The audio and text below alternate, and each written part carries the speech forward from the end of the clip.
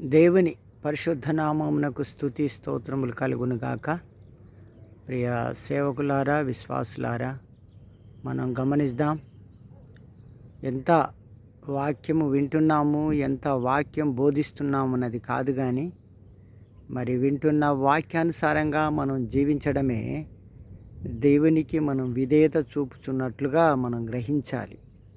సేవకులమైన మనం ఎంత బోధిస్తున్నామో కాదు, మరి బోధిస్తున్న వాక్యానుసారంగా మనం జీవిస్తున్నామా లేదని మనల్ని మనం పరీక్షించుకోవాలి. అదే యాకోబు రాసిన పత్రిక 1వ అధ్యాయంలో మనం చూస్తే, మరి మనలో నాటబడిన వాక్యమును మనం సాత్వికముతో అంగీకరించాలి అని రాయబడింది.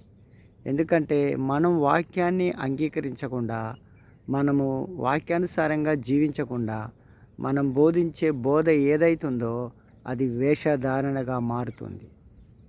అదేవిధంగా విశ్వాసులైన వారు ఎంత వాక్యం వింటున్నారో ఆ వాక్యాన్ని ఏం చేయాలంటే నెమరు వేయాలి. విన్న వాక్యాన్ని ఇంటికి వెళ్ళిన తర్వాత ధ్యానం చేయాలి, నెమరు వేయాలి. అలా నెమరు వేయడం ద్వారా వాక్యం ఒక సారం మన ఆత్మకు తాకడం ద్వారా మన ఆత్మ ఎదగడం ప్రారంభిస్తుంది. కనుక మనం అలా సిద్ధపడదాం, తయారవుదాం, జీవిస్తాం. ఆమేన్.